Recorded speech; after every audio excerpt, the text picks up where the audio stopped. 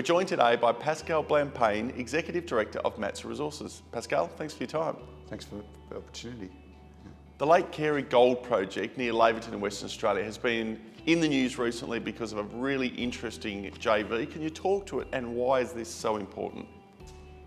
So the joint venture agreement that we've just recently signed is with a private company called Linden Gold, and the joint venture is an agreement for a profit share on our Devon Pit project. So it's focused just on the Devon Pit project. We will get $3.9 million on the 9th of December from this deal, and then going forward, Linden Gold will take their project through the approvals process and actually mine it. Matsa is free carry during that entire operation, and we'll get 50% of the profits as the mine develops and progresses. While it's the first deal with Matsa, the company who you're joint venturing with has good experience in mining in the vicinity. Yes, they're currently operating the Second Fortune mine, which is just down to the south and adjacent to our tenement package in Lake Carey. And the JV only relates to one pit. What happens to the rest of the project area? The rest of the project area, so Lake Carey, we currently have 886,000 ounces in resource at 2.4 grams. We'll be doing some drilling and we're confident that we'll tip that over the 1 million ounce mark during the course of 2023. So the project itself, we're still moving that forward. Our aim ultimately is to build a mill, be self-sufficient in that respect. There's not a lot of capacity for spare processing arrangements in Lake Carey. And then we can bring our other projects such as Fortitude Gold Mine into production. And Lithium in Thailand, your other project, how's that advancing? We've been in Thailand for about 10 years. Our focus over probably some time back was in copper. So we recognised an opportunity in Thailand to pick up some ground with respect to lithium potential along the historic tin belt in the Western Granite Belt of Western Thailand.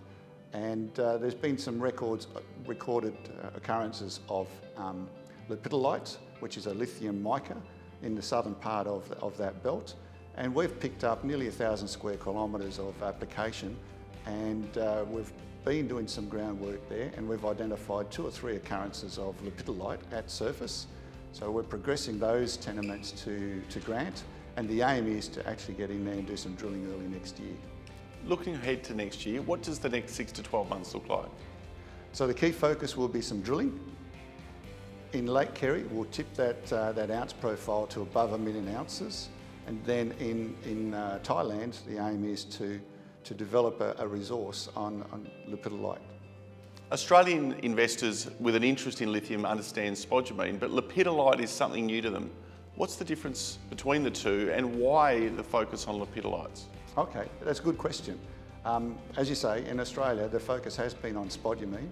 It's a market that's well understood. It's a product that's well understood. There is a single processing plant within Australia that actually will, based at Kwinana, that processes spodumene. In terms of lepidolite, there are four processing plants in China that only use lepidolite as the raw material. And that's one of the key differences in terms of the processing of that material. When you build a processing plant, it's either for lepidolite or it's for spodumene. Lepidolite is a slightly different processing needs, a bit of acid, which is a tough market to get to access in Australia, and it uses a bit more energy as well.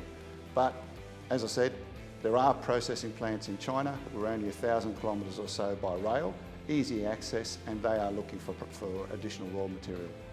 A strong joint venture, cash flow focused, well funded, 2 exciting projects, exciting times ahead for Matsa and shareholders. Pascal, thanks for your time. Thank you.